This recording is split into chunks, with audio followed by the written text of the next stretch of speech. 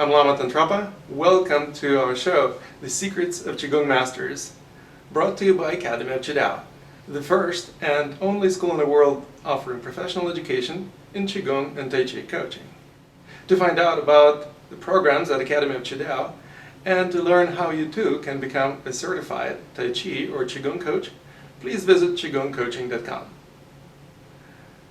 This show is also brought to you by Mastery Magazine, the international e-zine dedicated to mastery in Qigong, coaching, and life.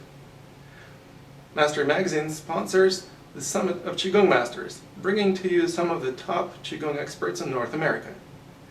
To enjoy watching the video interviews with them, please visit qigongmasters.com. Today, I'm delighted to introduce to you Master Liu He. She is the international expert in Jade Woman Qigong and author of Jade Woman Qigong book. She shares with readers her own path to Qigong mastery with all its trials and triumphs. She began her training at the tender age of 4 under the guidance of her grandfather, a highly respected Qigong master and medical doctor who treated the last emperor of China.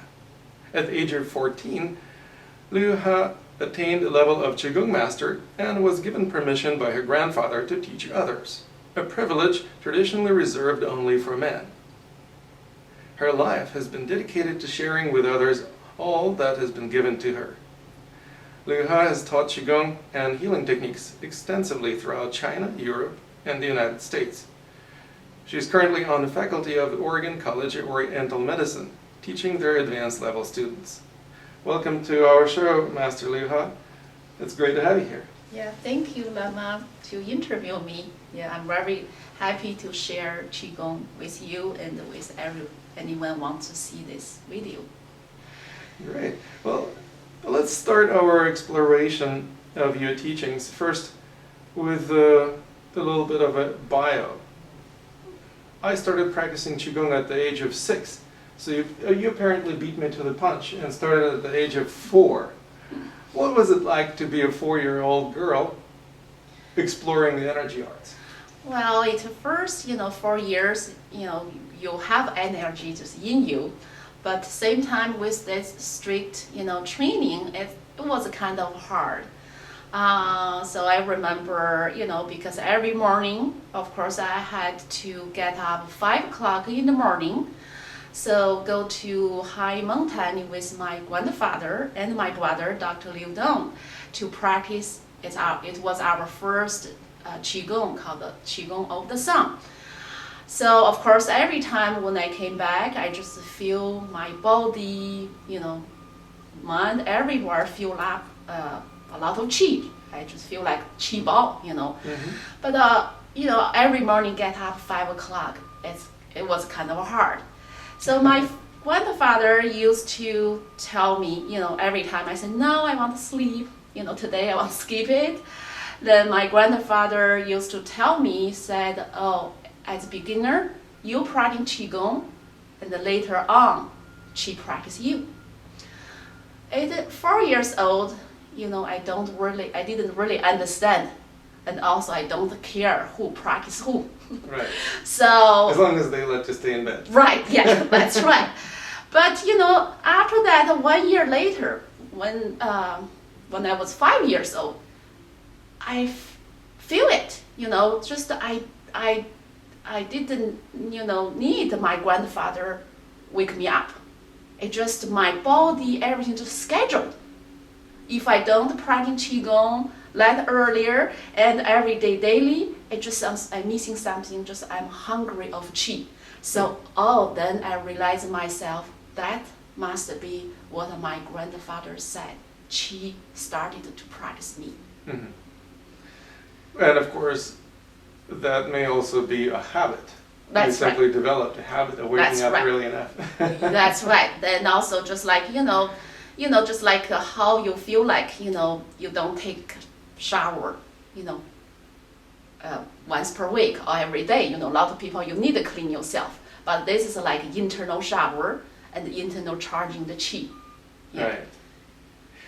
Great. And so at 5 years of age, you realized that the Qi was practicing you. Yeah. What happened after that? At the age of 6 or 7? Yeah, then after age 6, of course, I more than practice, I just discovered more response from practicing. So I just, first of all, that's also most Qigong form create, okay? It's not by, kind of imagination. It's really created by your enlightening. So which is you're enlightened. So you're just receiving universe sound, universe power, and universe movement. Just like example, one of mudra movement, so we create, this one example we called, assurance protection. So certainly you see a lot of Buddha's movement, it's this movement. And also, when you step into church, also a lot of statue, also this posture. That was like 2,000 years ago, 3,000 years ago. By then they didn't really have fax or internet, whatever, to communicating together. This is all spiritual people through practicing, they receiving universe signature. So which is we call secret of the body.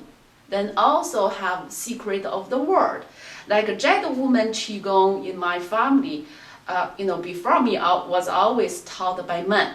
From generations. Jade woman Qigong was Jade taught woman, by men. Yeah, because that by That makes then, no sense. yeah, by then because woman, at that time is not allowed to go outside public. So it's really, you can only stay home to learn it, to practice it, but not really teaching it. Okay, so then until when I practiced this form, just when I was like 9 years old. So one day I was outside and then suddenly I just heard really powerful healing sound, like Chong,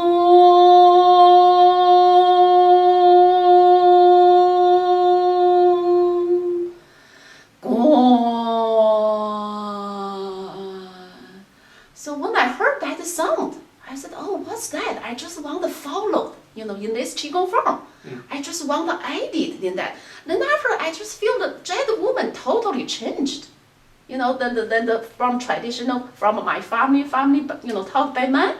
Then of course I reported to my grandfather. I said, oh, I really love this sound. I just heard it while I practicing. Can I, add this sound in, change a little bit Jade woman? Then he was really, happy about my progress. Oh. So that's why he said, oh, you changed the form because you enlightened. It's the form. Okay, so that's the first because you receive the universe that power, sound, healing sound. He said you must be changed this form. Also, he realized himself, he's a man. He doesn't have, woman's physiology. He can never make that further progress about this form. So that's why at 14 years old on my birthday, so in China, it's really 14 years old. It's really step from one younger girl, you step into woman. Basically, when you have your first period, which is you became a woman, right? So on that birthday, my grandfather gave me permission, so I should teach all women's form instead of him. So I was really happy. Of course, proud, and also I really appreciate my grandfather gave to me this, gift. So you consider that a gift? Yes. Because a treasure. It's my family treasure. Yeah. Because sometimes when, at least at such a young age, the lineage holder receives a permission from the grandfather or whoever is the current holder of the lineage to teach, they often feel like it's a huge responsibility. It is, or it's a lot of work. Yeah. Or they may feel scared that they don't really know much. And so for a 14-year-old to teach adults, it's pretty tough. Yeah. And who's going to listen to you because you're just a child? Well, just a child, but the Qi will listen to you. So that's why, currently I have, a lot of of course, the same things. Currently I have a lot of older, senior, students, all age, even younger, whatever. Because when you become enlightened, when you teach the classes, it's really transmitting the qi. So this is also what we call the enlightened. So often my students just heard my voice. So that's why a lot of people call me qi mother. Okay, whatever. So, because a lot of things, when I talk, it's not just I teach Qigong, it's also philosophy of life. So, your daily life. So this is all part of Qigong. So you knew philosophy of life at the age of 14. Yes, of course, this is all part of training. So that's why at 5 years old, 4 years old, you're starting, then you're just all training that way. So, of course, it's like every day you go to bed on time, you get up on time. So this is all part of, training. So it's not just, okay, I go only practice for spiritual purposes. So that's why also I see a lot of people, which is also a lot of my clients, the spiritual level very high, but their physical level is terrible. Because they don't think physical is important. And when you were growing up, obviously, that was a tough time in China, the Cultural Revolution and all. Yes. So pursuing spiritual goals and putting the title of enlightened being was probably very dangerous. Yes, it is. So when I was, so during that time, of course, Chinese culture revolution started. So they put my grandfather into prison. So, and also, of course, the Red Guard came, said, oh, don't listen to your grandfather. He was really poison, you guys. It's not the right things, whatever. Of course, for a while, I said, oh, maybe I should not practice Qigong, whatever. Then, of course, my brother, he's older than me. He's 7 years older than me. He said, no, we should practice secretly. So then when our grandfather, came after prison, we want to surprise him with our progress. So our grandfather also said one day, Qigong within 10 years will emerge. Yeah, so we'll come back, because it's the right things. So which is it is when in 1980 around there. So Qigong came back China. So government they said, okay, now Qigong it's good things because it's a part of Chinese healing, whatever. So my brother and I, we were selected as first of course there's I don't know at the time maybe like 50 masters, selected from China. So in China, that's the government, starting first international Qigong and Chinese medicine conference. So that time there was like 200, over 100, different countries, Chinese medicine. Yeah, so there's like 5,000 people came for this congress. So my brother and I, we were selected as a Qigong master representative for China. So it was in 1982, right? Yeah, something. That was the first congress. Yeah. How old were you when your grandfather got arrested? So I was 8 years old, 7, 8. Yeah. So 7, 8 years old. So you studied with him for just 4 years? Yeah. And then after I continued with my brother. Yeah, then after when he came out, they released him just like 3 or 4 years. He was in prison now the whole time. Then when he came out, then we continued practice. Yeah. Oh, I see. Yeah. So but actually Chinese culture revolution already starting 4 years old when I was 4. So that's why my parents, they need to go work in the field. So no one take care of me. So that's why they send me to my grandfather, not only start Qigong, and also they can take care of me. Right. Yeah. So then after 7 years, then at 8 years old, then they discover my grandfather. They start to, Yeah. Wow. So, and then you continued practicing, and when you received the permission to teach Qigong at the age of 14, Right. Yeah. what did you do? Did you start offering some classes or Well, some... that time it's just whoever want to come. It's whoever whatever need help.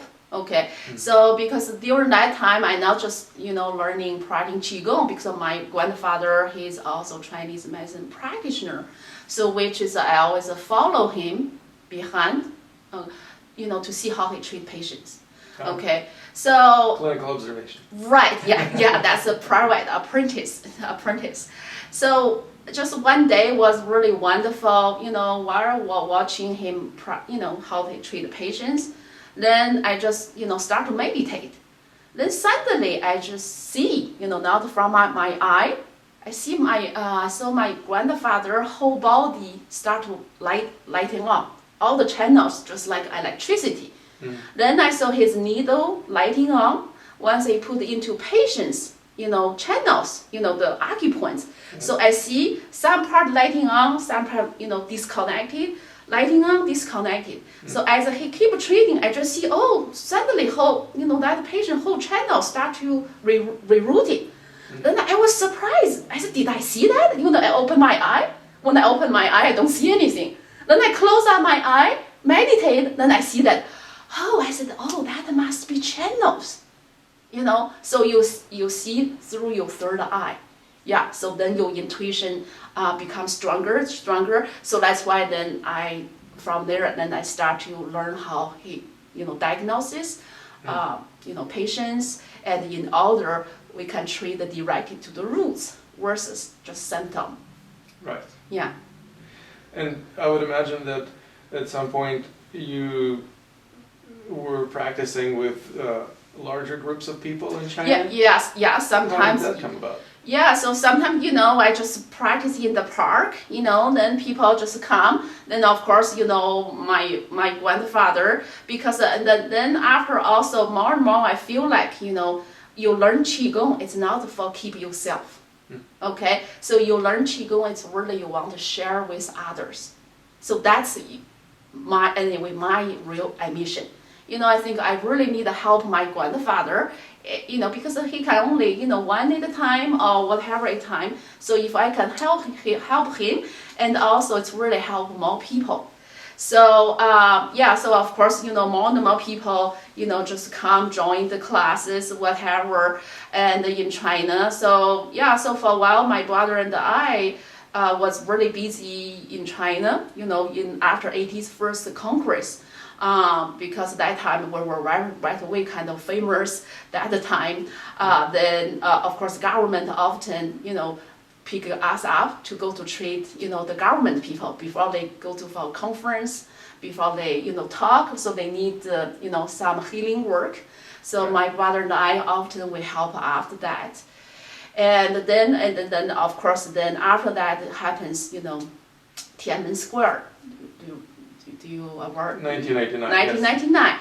So then whatever happens, then we start to help the student in Tiananmen place. Help them to treat the patients. The student they didn't eat. They whatever we helped a lot that. Then meanwhile the government sent us. Government is my brother's university. Beijing. Chinese medicine, college in Beijing, that one. So they sent us to go to Hong Kong to treat somebody really, really rich. The deal is that the person will give a building to their college. So we go to do healing work for him. So we planned it for 1 week there. Then of course, one of our former students came said, hey guys, I heard, China maybe not so good time right now, stay there. Because they're seeking the people who help, people in the Tiananmen, help students, whatever. It might be if you guys, return China, maybe they will put into your prison or something, which is a really shame. So, that student said, ambassador of France, he's really our good friend. we can help you go to France. Okay. Yeah, so that's how we end up in France. So you received asylum in France? Yeah, so then so they just sent us to France. Like first year, we could not communicate with my parents. So the police every day go to, my family to ask my mom, said, oh, where's your children? So then my mom said, and your mother goes, I don't know. I don't know. I said, it's you guys sent them to Hong Kong. Maybe mafia took them. So I don't know where they. But my parents, because they also, we all, have this spirit communication. She just know we're safe somewhere, through the spirit. They know we're safe somewhere. Telepathic communication. Right, that's right. Yeah. So then, then after 1 year later, then we could return China, no problem. Because after all, we're not really involved in public. We just want to help people. It's not. We're not really a political person or something. Yeah. So that's So Qigong can work many ways. Yeah. So you came back to China in 1990? No, just for visit. But since we were in France, then we just start to Then that time in France also, that was back over 20 years ago. Right. So that time in France, just now Qigong, just a lot of Tai Chi, yoga, and whatever Qigong. A lot of people never heard about that. Right. So my brother and I, it's like a first, kind of founder of Qigong in France that time. Yeah. So where did you end up living in France? Paris. I see. Yeah, but at first, we didn't speak one word French. Then Bonjour. how we start to, teach whatever. Then we just practice Qigong in Luxembourg, in the center of Paris. Then of course people stop, curious, what are you doing, whatever.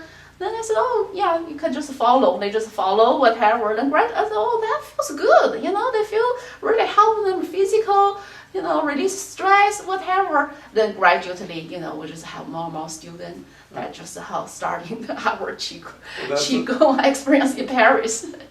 That's a challenging way to start teaching Qigong if you don't speak a stitch of a foreign language. Yeah, that's and what's you don't hard. have any people who already connected with you in the country. Yeah, so then of course same time then we start to learn little French, just with a few words. As even today the video, I don't know if everyone understands my Qigong. So because usually when I teach, it's really your Qi transmitting. Then the people will get it. It's not because of my language. It's because my Qigong. Well, a lot of Qigong masters I interview on my show are Chinese by origin, so they have some degree of a Chinese accent. Yeah. And English is my third language as well. So oh, okay, yeah. I can certainly relate.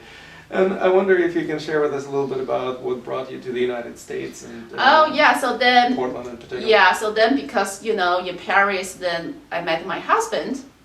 So he comes from US, and then then for a while he couldn't find a job in France, and then he didn't speak French.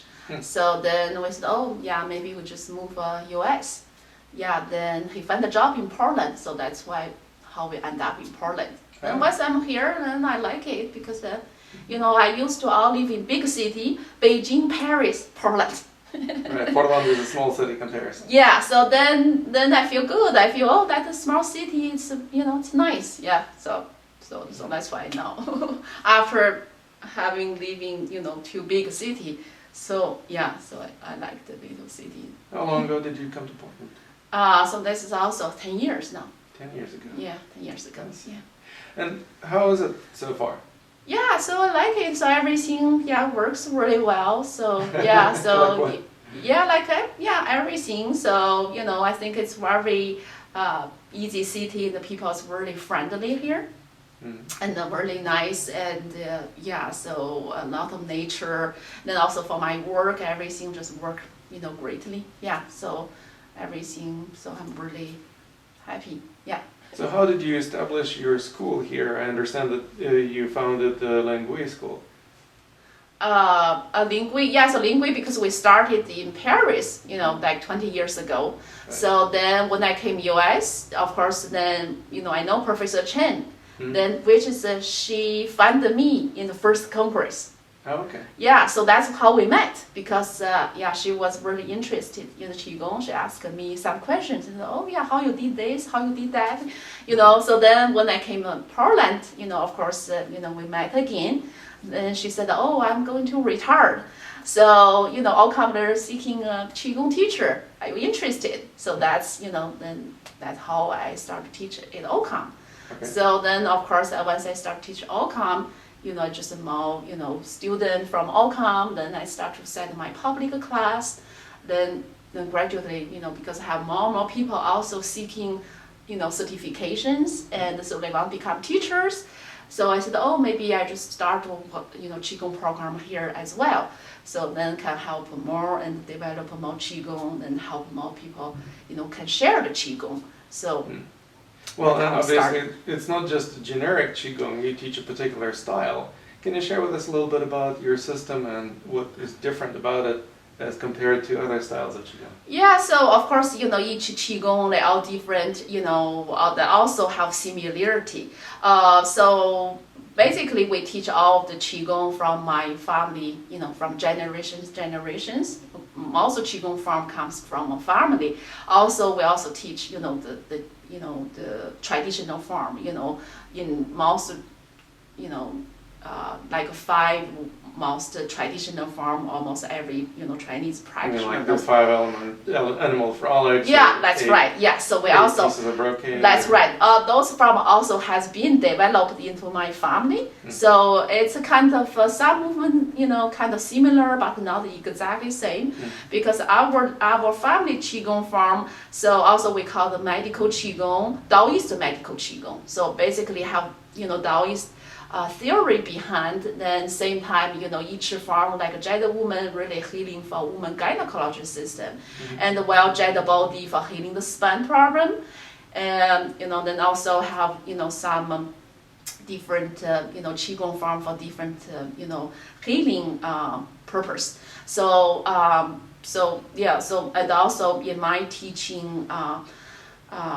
Style, not only I just teach the form, because a lot of Qigong, they also kind of like a gymnastic. They only teach you the movement. Okay, so when I teach Qigong, each movement behind the movement, it's really teach you philosophy of life. So I want to see a student come to see me, after learning Qigong. She should, she or him should tell me, said, oh, since I practice Qigong, my family and my friends, find I change a lot. So that means that you bring Qigong to your life. Right. Okay? So a lot of people, also some people said, oh, when I practice Qigong, I feel so quiet. So, well, when I don't practice Qigong, then, that just you feel it's not, you didn't really bring Qigong to your life. So that's why through Qigong practice, you want change your life for the better. That's the first, yeah. And how do you bring Qigong into your life? There must be a certain principle or a certain means to bring Qigong into your life. So that's why Qigong, it's not just practicing, okay? Yes. So actually every movement, when you're cooking, it's Qigong. When you talk with somebody, it's Qigong. Okay, yes. So everything is Qigong, and also when you're in front of something, whatever something probably right away can make you angry or make you mad and whatever So then right away you need to apply Qigong time. So how you deal with the situation. So those is a part of Qigong. So of course as you practice Qigong form, and so that's why philosophy of for life. So that's why when I teach a lot of Taoist Qigong theory all together. So that's why in your life, when you do something, so you always apply your Qigong. So first of all, certainly you will know, oh, I should not run my life as crazy. A lot of people just do a lot of things same time. Yes. So when you're practicing, multitasking. right? Yeah, multitasking. So that's why when they in my class, then they just realize, oh, I should, just not do too many things at the same time. More focus. Yeah, more focus. And also, modern society, there's too many things we cannot control. Right. We're after control. Just people in front of computer, they can do for hours. They cannot not control themselves. You said, okay, you only half hour. They cannot. A lot of people, first things when you wake up, what do? They used to, maybe you take a walk, something, relaxing. Then instead of, a lot of people, first things when they wake up, what they do? Check the phone to see iPhone, who sent me message, whatever. Just people more connected with machine versus with people. Right. Yeah. So then, so you really want, more connected, with the people and connected with nature. So that's why in my class, when I ask, I said, oh, hi, guys, tell me how many people you connect with nature 45 minutes per day? It's just a few.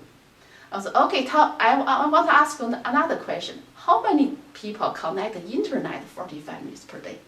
Almost 100% people will leave their hand. So people just connect lay on too much machine, and also people treat themselves as a machine. They want to compete with machine to see who's faster. So I always tell them, everything if you go fast, you're going to die fast.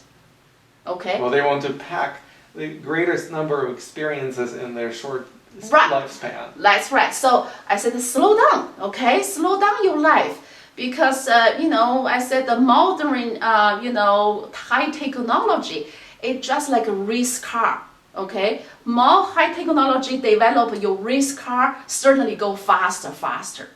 But you need a very good brake. Who is a brake? It's the Qigong. Qigong will brake. So that's why all my students at first, I told them, I said, okay, 45 minutes, internet, you have to take a break. Right. So that's why my voice will appear in their mind. So suddenly they heard my voice and they gave up. They do other things. Get up, move your body around. Yeah, that's right. Yeah. So I heard more and more. I have some friends. They said a lot of teenagers, just 17, 18 years old, because they were in front of the computer for 3 or 4 hours, 5 hours, without stopping. So they notice a lot of them have sudden death. They're just sitting in the computer, heart stop working. Or sometimes they die of dehydration. That's right. Yeah. And that's one of the things that I would imagine Qigong practice and Qigong teachers like yourself would help people deal with. Pay attention to themselves. Right. Where some organs need some attention, That's there right. are some systems that are malfunctioning. Exactly. If there is some dehydration that's setting in, if you start feeling thirsty and you suppress that feeling, right, exactly. That's not going to lead to greater health. Yeah, that's right. Yeah, and it's just one of simple examples. Exactly, you're so right. So that's why when you practice Qigong, you mind the body unify. So when you mind the body unify, so your body all the time send you signal, send you email. But because our mind is so busy, you don't know how to read. You don't stop to read. Do you know what I mean? So you wait for the alarm to go off. Right, that's right. Yeah, so then a lot of times too late. So that's why when you practice Qigong, then when your body, send you one little signal right away, you say, oh, I need to stop. So then you never push you so far. Yeah. You care for your cup of tea? No, thank you. I just did drink a lot before that. Well, let me ask you a little bit about your philosophy of life that you've been talking about. What would you say are the main tenets or the main principles of your teachings? My principal teachings, so first of all, I want people to learn is really help themselves, okay, help them heal themselves. Then after when they help themselves, heal themselves, then next principle, so they need, to help others. So then also, just as I said, your life goes just so fast. You always more interested, high technology, always searching afterward, outside the world. So just have Outwardly. Afterward, it's just have few people searching inside. So through my teaching, of course, a lot of people teaching, we want searching inside of us. So a lot of people always compare other people, say, oh, look, that people have so much money, so rich, so whatever, I'm so poor and become miserable. So that's why through my teaching, I want them to know you're also Qi millionaire inside of you. So it's really you have a Qi millionaire inside of you, then your life can continue. If you money millionaire, you have a lot of money, then you can never, you lost your life. You can never enjoy it. So that's why through Qigong practice and really internal cultivation, become much more interested inside of development versus just materialism. So then also the true happiness. So that's why through this Qigong practicing and so my principal teaching let them find the happiness inside. This is also what we call rediscovering your innate noble heart. So which is your power of self-healing and also help others. You said noble heart? Noble heart, innate noble heart, yes. Heart. Heart. Oh, heart. Okay. Heart, yeah. Yeah, and I would imagine that connecting with nature, like you were suggesting, also includes connecting with our inner nature. Yeah, that's right. Yeah. Which can be done 24 hours a day, 7 days a week. Yeah, that's right. Yeah. How do you do that? Yeah, so that's why, so when you practice Qigong, what we call, there's 4 steps, okay? So first steps when you practice Qigong, what we call Jing, okay? Jing, which is peace, quiet, okay? So that's why through the meditation, through Qigong practice, gradually your mind and body start to reach in a state of, quiet, peace. Quietude. Okay, so when there's a quiet peace, so how we can reach this level? So we call first of all you need the grounded and also what we call the Ding, which is so that's why through meditation you're not moving for 1 hour, for half hour, just gradually. So really stillness, what we call the stillness. Only when you're still, the calm can happen. If you're not still, calm can never happen. Isn't that interesting? At the same time, you can find stillness and movement. For right, example, that's right. Yeah, because like a Tai Chi, what we call your stillness in you through the movement you find your stillness. But people, what we call, they're very nervous. They cannot do still. They have to do all different things. They have to get up. The movement very nervous. Qigong movement, it's not a nervous movement. Really relaxing. All Qigong, Tai Chi movement is really relaxing. So that's why you find your stillness. So when your stillness, then you reach next level, what I call the peace and the quiet. Okay. Right. So only when you peace, what happens next level? You reach emptiness. Emptiness. Yeah, your body empty. So when you reach emptiness, then your whole body just like window, like a door, one by one. How do you know that you achieved emptiness? So when you empty, your mind, the body, you just feel, a lot of things. You know it, but you cannot describe with the word. You can just feel it. What's the difference between feeling emptiness and feeling fullness? Fullness, because when you fullness, you just, your mind always in chaos. You have a lot of stress. Do you know what I mean? Then your body, fullness, because certainly it's not a Qi fullness, it's a lot of blockages. Full of blockages. Yeah, that's right, full blockages. It's not, full, positive full. Okay, so when you reach this emptiness, then certainly your acupoints, just like a door, will open one by one. So once you, just like this window, you open it, nature's qi just come in. You don't have to force it. You don't have to force it. So that's You why don't have to cultivate it. That's right. So that's why people ask me, how many hours you practice Qigong? I said, now, when you reach master level, you don't need to practice at all. Then I practice for 24 hours. While I'm talking with you, all my acupoints open.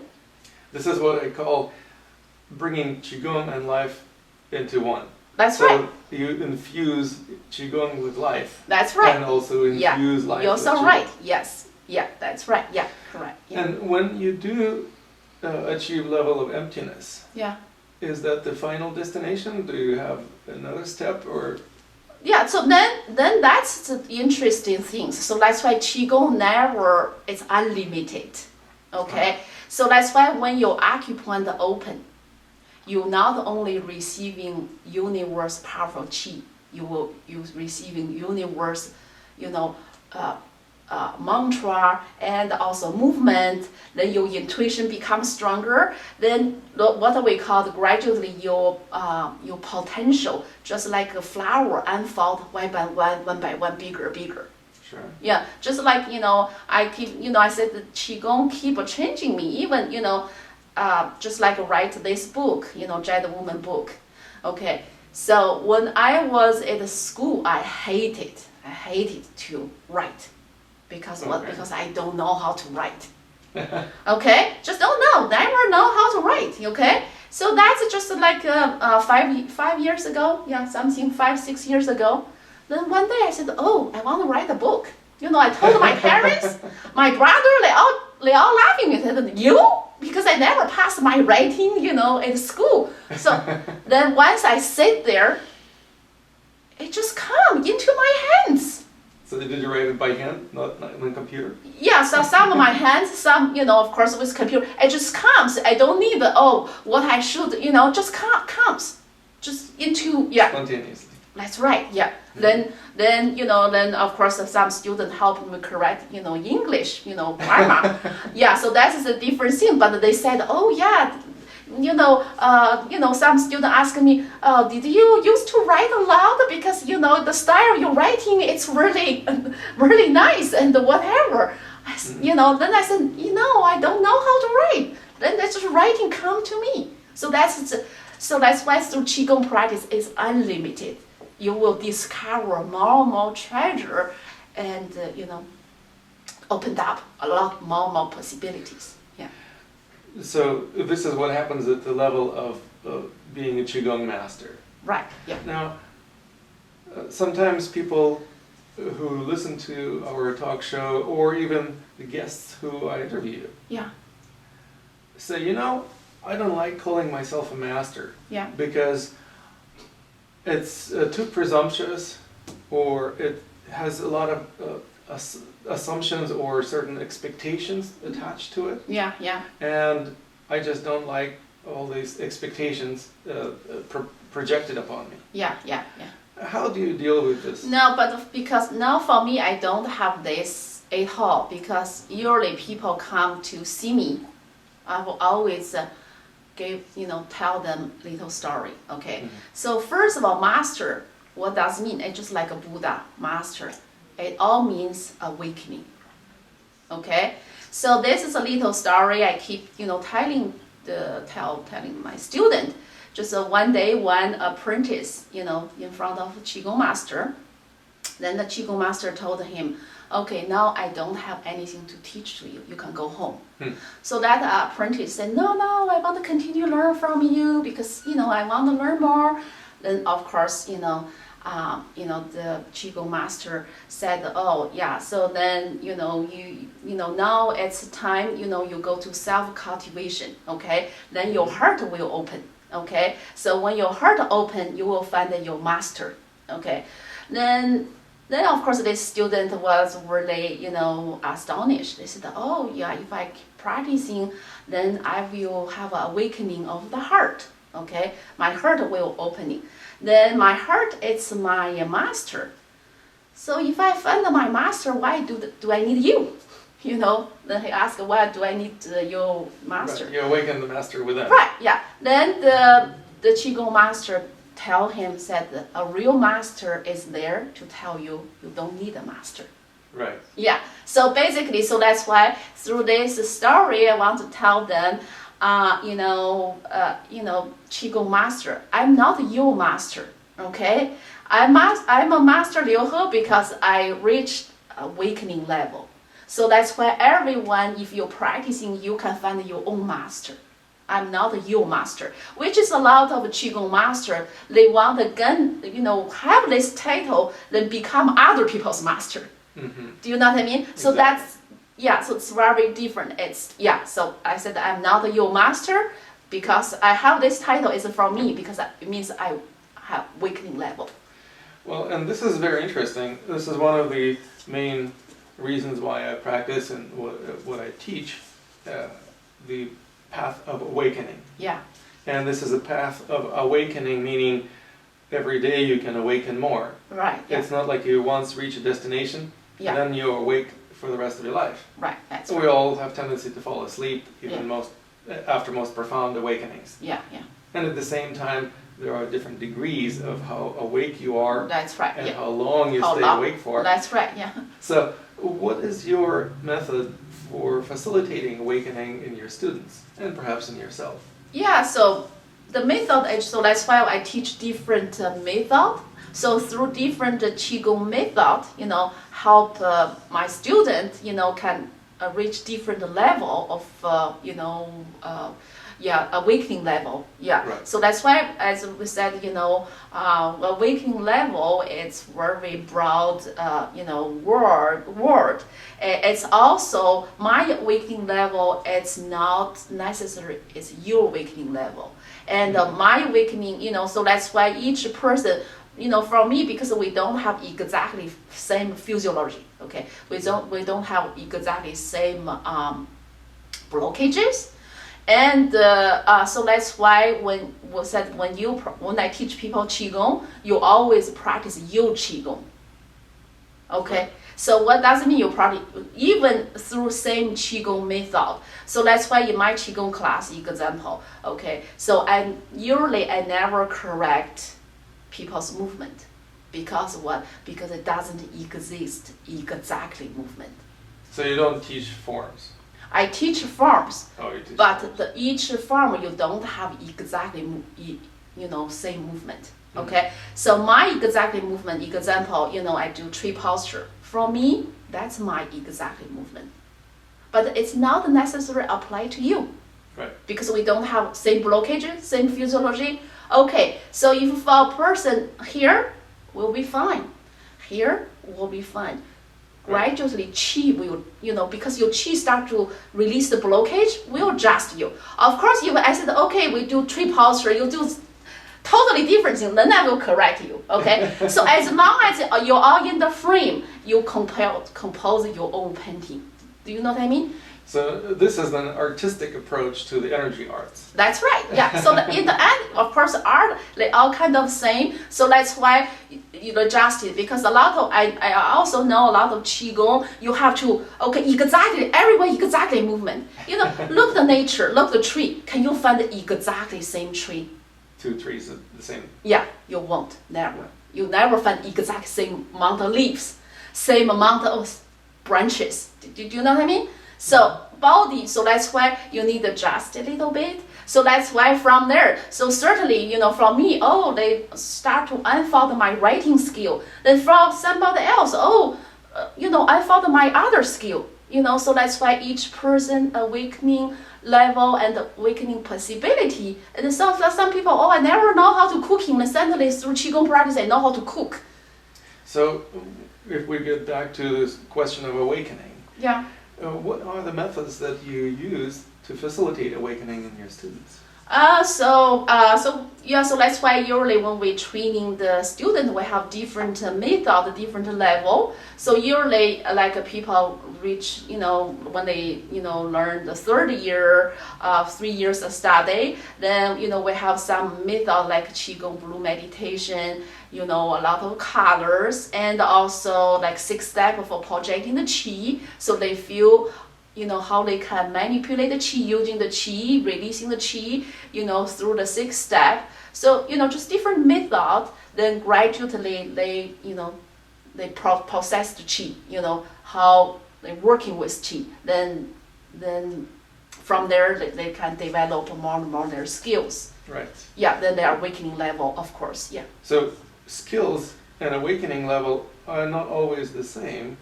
And what I mean by that is that we were just talking about skills in terms of the posture, in terms of perhaps a certain ability to... But there's one thing, because skill, basically, through the Qigong, all the skill, which is what we call the training your intention, okay? Through all the skill, you're training your intention. So only when your intention training, so one day or another, your intuition will become intuition. So what do you mean by intention training? Intention, just, so that's why, because first of all, we said the lifetime, every day, we're using multitask intention. Just like a lot of people, when they're driving, you either using one attention, then you're talking on the phone, 2 attention. Then maybe you listen radio or you're eating 1 apple, so 3 attention. So that's why we say the 1 attention is pure, 2 attention is not pure, then 3 attention together is disaster.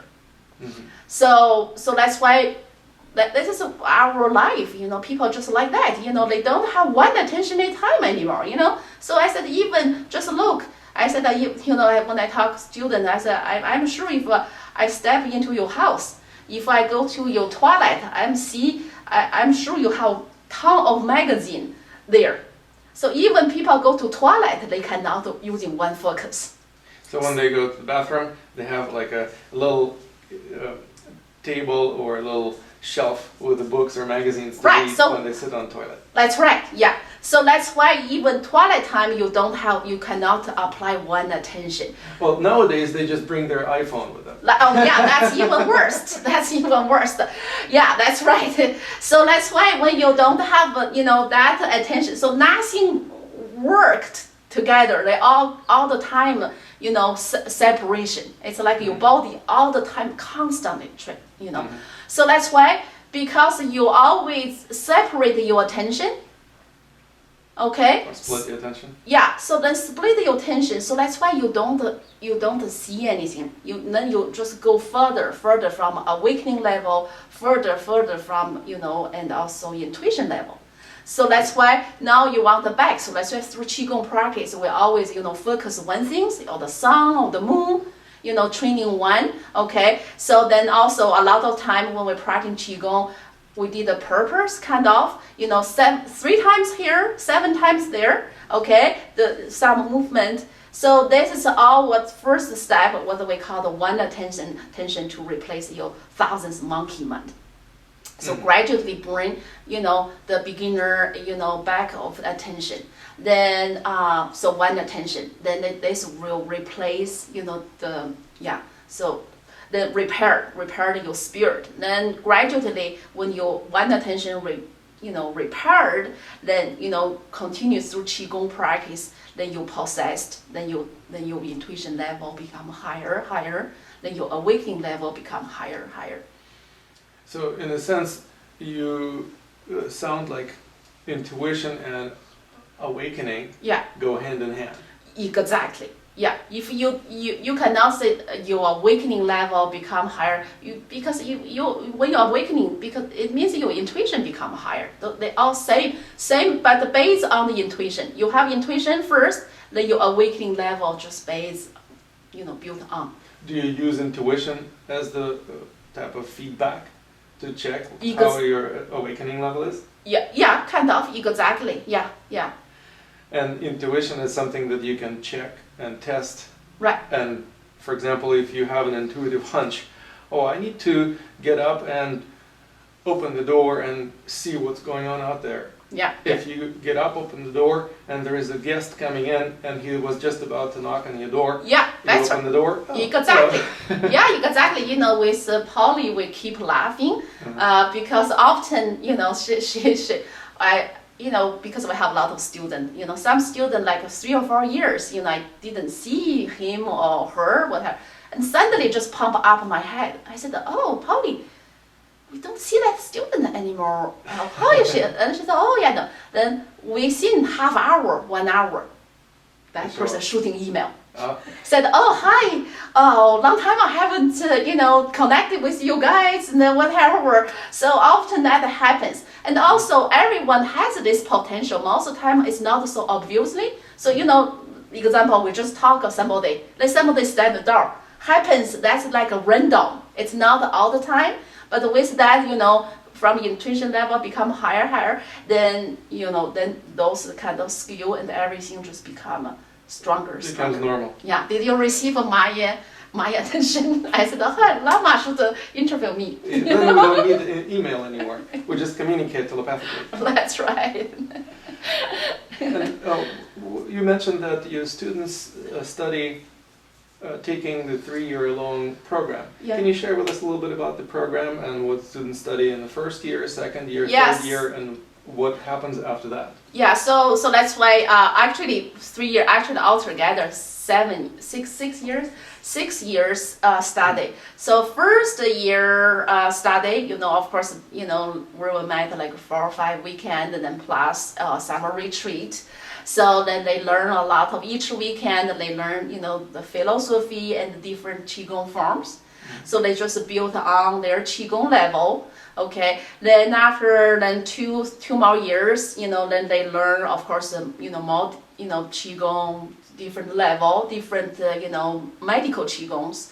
So in the end of the third year, so basically, actually 2 years they can complete, teacher certification. So 2 years study, they can, teach one or two forms, okay, to starting, okay.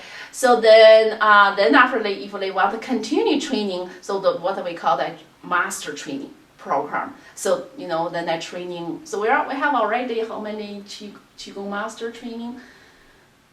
Like we're already certified, 50, 60. Yeah. So they reach, they study for 6 years, with me and my brother. Then, different farms. Yeah. So then also they have really good, then of course I will test their Qi level. So 6 years later to see if they are, their Qi level were built and everything. Of course, they need to show me the farm, and also they need, I need also test their Qi. So how do you test the Qi level? So yeah, so that is all, like I, when I treat the patients, and also, I feel it. I can feel the Qi, the level in, it's like in your lower dantian, and also, the blockages and the whatever.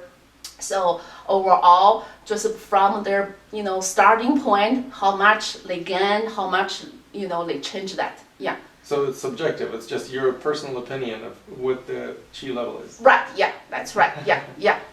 So when you said testing, usually it means that there is some kind of proof that the person tested at a certain level. Yeah. But in your case, it's just totally subjective. You just tell the person you are at that level, or right. That's right. You're high level, you're not so high. That's right. Yeah. Okay. And when people graduate from your program, what happens? Do they become Qigong masters or what? Yeah, so if they do the 6 years, then they become, so they become Qigong master. Yeah, they have Qigong master level. Yeah, exactly. Yeah, so they just starting what I call the, those guys, they wake up at least one eye wake up.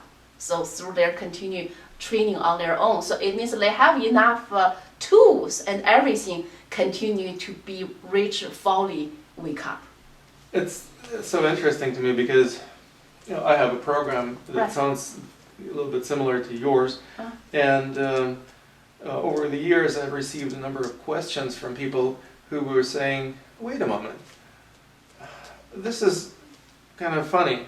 It's like you go to Tai Chi school. Yeah. Are you going to become a Tai Chi master after 6 years? Can you get a certificate that you are a Tai Chi master after spending this many hours of study? Of course not. Yeah, because some people are fast learners, some people are slow learners, some people have innate abilities that are easy to help blossom. Other people have a lot of blockages and it's not so easy for them. often people who have more difficulties actually become more advanced Yeah. because they have to put more effort and Well, they, yeah, but because first of all, it's not a lot of people even can commit for 6 years that study in the self-practice. right, Do you know what I mean? of course. So a lot of people just, okay, 2 years, oh, that's enough for me. 3 years, that's enough for me. So that's a 6 years commitment. And the practice, self-practice, that's a lot of, significant. And also, of course, I can see a lot of people practicing Tai Chi, they should have. They committed 6 years, they have really good practice, they should. But also, some Qigong master, they're not willing to say, oh, you master. It's just like, kind of, they become kind of religion. Okay, I'm the God, and no matter how hard you try, you can never to be. Yeah, there's only one master. That's Right, me. that's right. I'm the master. You can never be the master. Do you know what I mean? So, yeah. Well, but if you have many masters who are your students, then you automatically become a grandmaster. So it's okay. Now, when you have, having taught for a number of years, you probably have certain idea what brings students to you. What would you say is the main motivation for people to study with you? Yeah, so they, of course, first of all my students, most of student comes from, what do I call it, just they heard from their, their friends, whatever. Word of mouth. Yeah, word of mouth. Yeah, thank you. Word of mouth. So that's why, then they joined my class. Then first of all, they can feel, because when I teach, I'm not just teaching, method. Of course, with a lot of philosophy behind, and also my Qi transmitting. So they can feel that, So that's why after one weekend, they just feel a lot of blockages release, and they learn a lot. It just, change the awakening level. Even awakening level, just you step into a workshop, that is also you start to wake up. Do you know what I mean? Because otherwise, like in the street, they say, hey, come in my class. They don't want, even you give them for free, So that's why a lot of people awakening level different. Some people have to wait very sick to be awakening. Right. Said, okay, Western medicine cannot help me.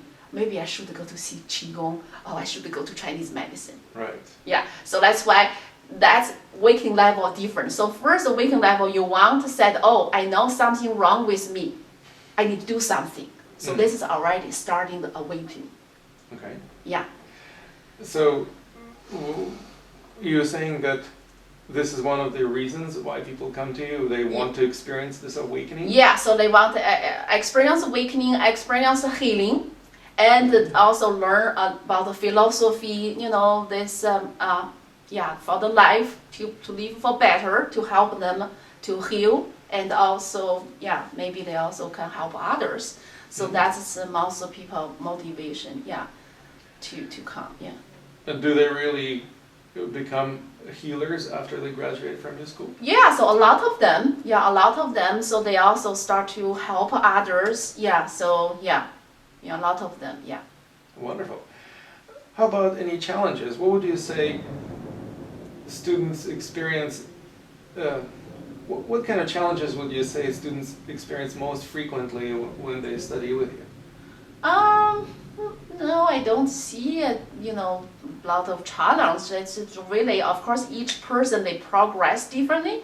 Some people really some people cannot stand up. Of course, Qigong can modify little bit. Then they all kind of help them in different way. So so usually I don't really see You don't see any challenges? No, Oh, I don't believe that. It's like I sometimes interview Qigong masters. Yeah. I ask them, what are the greatest challenges that you experienced in your life or in your Qigong practice? Yeah. And some of them say, oh, I don't have any challenges. Yeah. Of course, I just start laughing because it's bullshit. People don't just live their lives free of challenges. Yeah. It doesn't mean that these are problems, but they certainly are No, setbacks. yeah, and some so challenges. because when you see a challenge, for me it's like a problems. Nothing is problems, So that's also in Chinese, Example, I'll give you one word, okay? We call the 危机, okay? Danger. You think danger is good or not bad? Okay. In Chinese, danger, we have two words. Two characters. Yeah, two characters. So first is danger, then second is opportunity. Yeah. So only when you have danger, you have opportunities. So that's why I don't see anything it's negatively. Okay. So it's all in a way positively. Because of that, actually that's work a different way. Going to that. Yeah. Right. And so when students have challenges, these are great opportunities for them to learn how to overcome this particular challenge, to learn all the lessons that there are in there for them, so that they can apply these lessons and grow from that. That's right, yeah. But if they don't have any challenges, then they will actually miss out on these opportunities. Yeah. That's why I often help my students find challenges. Yeah. If they don't find challenges, then they don't grow fast. Yeah. So what kind of challenges do you find for your students, or perhaps students find for themselves? Yeah, I think because through the Qigong practice, they can identify themselves. So that's why when I teach Qigong, they just, I really need to work on that issue. A lot of time when I talk about, example, I talk the symptoms, I said, people have a lot of hunger, certainly when you eat very fast, whatever, then students, are you talking about me? Do you know what I mean? So that just through all my theory, my Qi level, they identify themselves. Then they, through all my course, my things, they can work out on their own. And of course, they probably know their own challenges better than you. Yeah. So it's not like they come to you free of challenges. Yeah. They probably come to you because they have some challenges. That's of course, that's definitively, because they have, health issue, emotion issue, and whatever. So that's why they join my class, they feel like, they really help them out. Right. How about yourself? What would you say were the challenges that you had to overcome in your life or in your Qigong practice? Well, so of course my basically challenge then I already tell. So first of all, when my grandfather, they put him in the prison, so I start to doubt that, Qigong is a good thing to practice, something like that. And then of course, then after with my brother help, and after then as I keep practicing, so then I see, it is good things continue. So then, just so those little things. And also because when I was in China, like example, first Qigong Congress, so I was one of the youngest one. So then a lot of older Qigong master, they treat me, your kids, you have big shoes to fill up. Yes. What something like that. Of course, they look down to me, whatever. Then, of course, then through the, Qigong practice demonstration and everything, then, of course, my, Qigong skill really surprised them. So then, they start accepting, my Qi level and everything. Mm-hmm. So, of course, a lot of, those things, of course, like also when we just moved to France, with we start knowing languages, we start the money, okay. So those is a lot of challenging, but we don't see that as negative things. Well, I don't believe in positive and negative, good and bad. Yeah, so to me, it's all just an experience. That's right. That's experiences. We just know because of that we will learn a lot. Then we keep practicing Qigong. Then everything just will set in a flow. So that's just those little things. I don't know what I should call challenge or whatever, maybe different word. Just I see all those things. It's like a kind of opportunity. Just like there is some kind of things. Then behind have a lot of things. Well, if we instead of challenges call it opportunity. Imagine if you had an opportunity to do it again. For example, if you just moved from Portland to some other city, Yeah. perhaps another country even. Right. What would you do differently now? No, I don't think I will do differently. And so probably there's still some principal things, So I think so because I trust my qigong level. I trust so everything will flow, in a good way. It just maybe some beginner, to things not whatever, but those is all things necessary. So I don't think I will do totally different things, but because with all the experiences I learned, and also I experienced them, so certainly only when we move another country or whatever, only be better. Just like I already did it twice actually. Right. I moved to France first. Okay, that time took longer to pick up my qigong thing. Then once I moved to the US, the qi just flow and the connection just flow. Then it just within a few months, my teaching start to pick up. Develop. Yeah, developed. Yeah. Great. So if you move to some other place, perhaps it would be even within a few weeks. Yeah. So I won't say that, but so probably so everything. Yeah, I think it's always in. Yeah. Yeah, and to wrap up our interview today, let me ask you if you have any plans or projects that you're working on in the near future. Now I want to prepare another book because now I really enjoy writing compare. And so now I just only question of time because I have two small kids. Mm-hmm. So one is 5 years, one 10 years. So they are very handful, with their activities and as a mom you cook for them, whatever. So it's just not a lot of time. At the same time, as I said, I'm even I'm a qigong master, so I don't want to run up my life as crazy.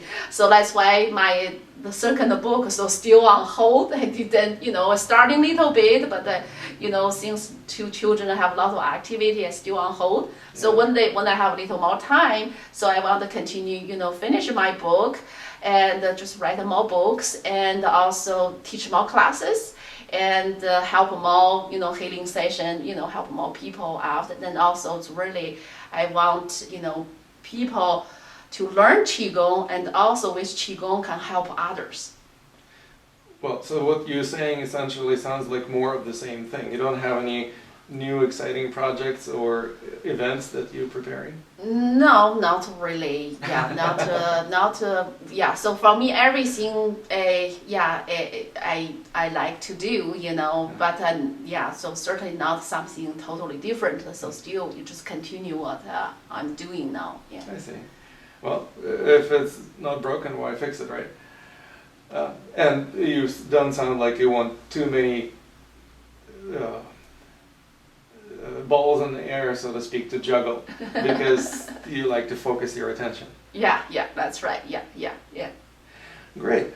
Well, how will our listeners and viewers be able to find out more about your teachings?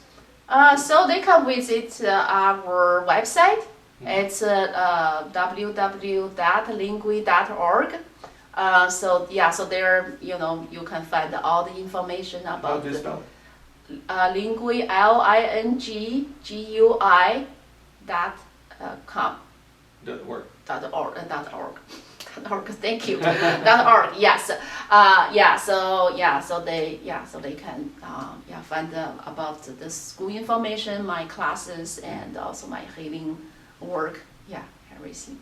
Fantastic. Yeah. Well, I want to thank you so much for sharing a lot of your wisdom and knowledge with us today. Yeah, thank you, Lama. Thank you. Yeah, thank you. Nice to.